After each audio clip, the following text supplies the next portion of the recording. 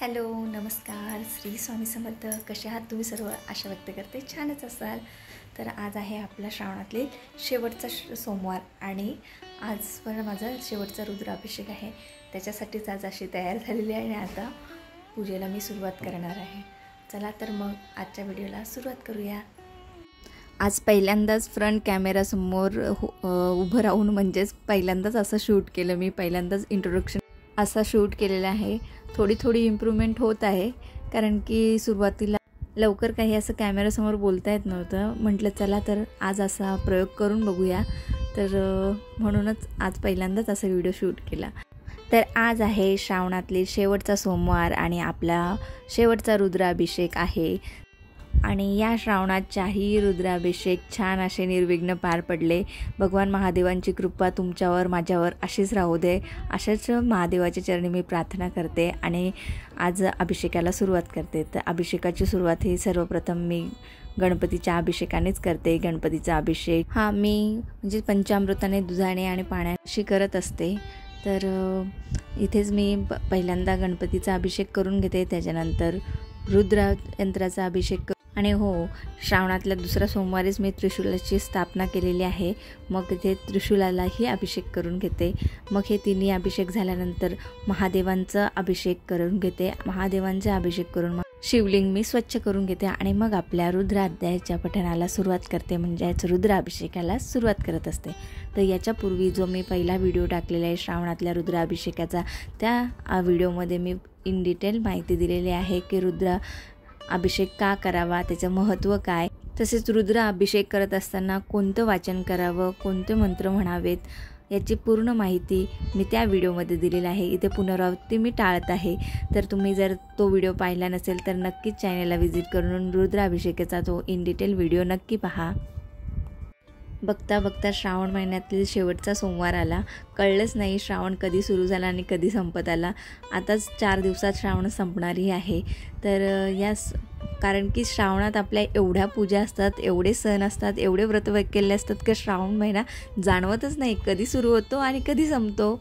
तर असा हा सर्वांनाच आनंद देणारा आणि सर्वांचाच उत्साह वाढवणारा आणि जो आपल्या आयुष्याला रिफ्रेश करणारा महिना म्हणून श्रावण महिना ओळखला जातो. या सणासुदीच्या काळात आपलं मन अगदी प्रसन्न होत असं, मनाबरोबर घरी ही पूजा पाठ व्रत वैकल्य याच्याने प्रसन्न होत असतं. तर असा हा श्रावण महिना समाप्त होणार आहे. परंतु या श्रावणाच्या समाप्तीत एक सुरुवात आहे, ती म्हणजे भाद्रपद मासाची सुरुवात आहे. भाद्रपद मासाची सुरुवात म्हणजेच आपल्या बाप्पाचे आगमन, गौरीचे आगमन आहे. तोही महिना आपला खूप छान जाणार आहे. या श्रावण महिन्यात नक्कीच तुम्हीही भरपूर महादेवांची सेवा केली असेल. भगवान महादेवांना भोळा साम सदाशिव असं म्हटलेलं आहे कारण की भगवान महादेव हे खूप भोळे आहेत. त्यांना तुम्ही साधी सोपी निर्मल स्वच्छ मनाने केलेली वेडी वाकडी सेवाही ते मान्य करून घेतात. फक्त तुम्ही त्यांचं नामस्मरण केलं पाहिजे. तर अशाच प्रकारे तर महादेवांनी माझ्याकडून 4ही अभिषेक रुद्राभिषेक निर्विघ्न पार पडून घेतले. त्यासाठी मी महादेवांची ऋणी आहे आणि त्यांची कृपादृष्टी माझ्यावर आणि सगळ्यांवर अशीच राहावी हीच मी महादेव चरणी या शेवटच्या सोमवारी प्रार्थना करते. चला तर मग इथे मी 3ही अभिषेक करून घेतलेले आहेत आणि मग आता रुद्र अध्यायाच्या पठणाला सुरुवात करणार आहे. रुद्र अध्यायाच्या पठणाला सुरुवात करण्यापूर्वी आपण स्वामी स्तवन आणि गणपती अथर्वशीर्ष प्रथम म्हणतो आणि मग बाकीचं आपलं पठण आहे ते श्रीसूक्त, रुद्र, श्रीवैन स्तोत्र, शिवकवच, कालभैरव अष्टकम, शिवाष्टोत्तर नामावली आणि त्याचबरोबर 12 ज्योतिर्लिंग आपण इथे पठण करत असतो. तर याआधीही व्हिडिओमध्ये सांगितले म्हणून मी पुन्हा सांगण्याचं टाळत आहे. ते ही उरली मी वरदलक्ष्मी व्रताच्यासाठी महालक्ष्मीचा अभिषेक करण्यासाठी काढलेली, कारण की महालक्ष्मीची मूर्ती मोठी आहे म्हणून अभिषेकाचा जळ काही आपल्या तामणात वगैरे राहणार नव्हतं म्हणून ही उरली मी काढलेली वरदलक्ष्मीच्या पूजेसाठी. परंतु मग आता एकदा काढलेली वस्तू जर आपण पुन्हा ठेवली ती काही लवकर निघत नसते. मग वरदलक्ष्मीचं व्रत झाल्यानंतर कृष्ण जन्माष्टमीसाठी त्याचा मी वापर करून घेतला आणि म्हटलं आहे बाहेर काढलेली, चला तर आज रुद्राभिषेक याच्यामध्येच करूया. आणि खरंच चांगलं झालं कारण की मग मला तामण असल्यावर तामणातलं पाणी जेव्हा तामण भरतो तेव्हा चेंज करावा लागतो.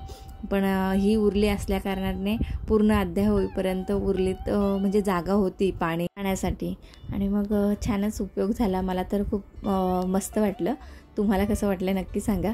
आणि मग इथे मी रुद्राध्याय पठण करण्याला सुरुवात केली. तर रुद्राध्यायाचे महत्त्व आपल्या शिवलीला अमृताच्या 11व्या अध्यायात सांगितलेलंच आहे.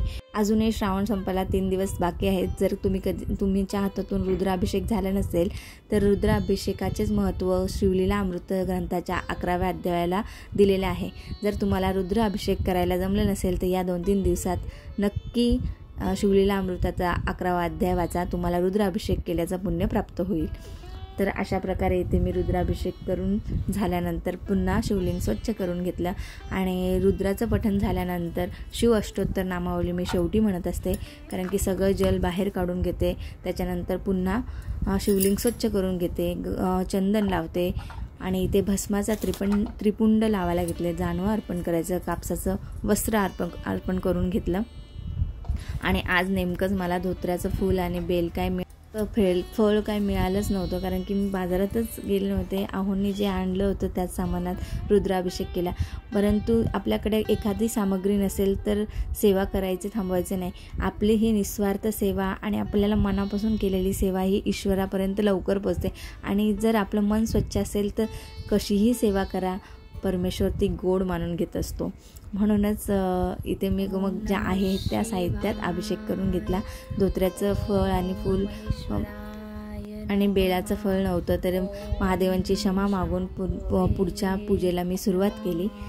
अशा प्रकारे महादेव हे भोळे आहेत, त्यांना साधी भोळी सेवा ही मान्य असते.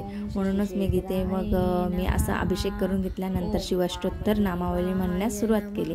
शिवाष्टोत्तर नामावली म्हणताना प्रत्येक बेलपत्र हे शिवलिंगावर आपण अर्पण करायचं असतं. आणि जर आपल्याकडे एखादं बेलपत्र कमी असेल तर एकच बेलपत्र पुन्हा अर्पण करून शिवलिंगाला स्पर्श करून पुन्हा बाहेर काढायचा. पुन्हा दुसरं नाव घेताना तो शिवलिंगाला स्पर्श करायचा. अशा प्रकारे आपण कमी बेलपत्र असले तरी शिवाष्टोत्तर नामावली एक बेलपत्र अर्पण करू शकतो. तर अशा प्रकारे इथे रुद्राभिषेक संपन्न झालेला आहे. तुम्हाला माझा रुद्राभिषेकाचा व्हिडिओ कसा वाटला हेही नक्की कमेंट करून सांगा. नमः ओम भक्तवत्सलाय नमः ओम भवाय नमः ओम शर्वाय नमः ओम त्रिलोक ओम नमः शिवाय. श्रावणातल्या शेवटच्या सोमवारी रुद्राभिषेकाबरोबर पार्वती मातेचीही ओटी भरायची असते. आणि आज होता शेवटचा सोमवार आणि शेवटच्या सोमवारची शिवामूठ होती जवस. तीही मी आज अर्पण केली आणि 4ही शिवामूठ माझ्या अर्पण करून झालेल्या आहेत. शिवामूठ ही महादेवांना अतिशय प्रिय आहे.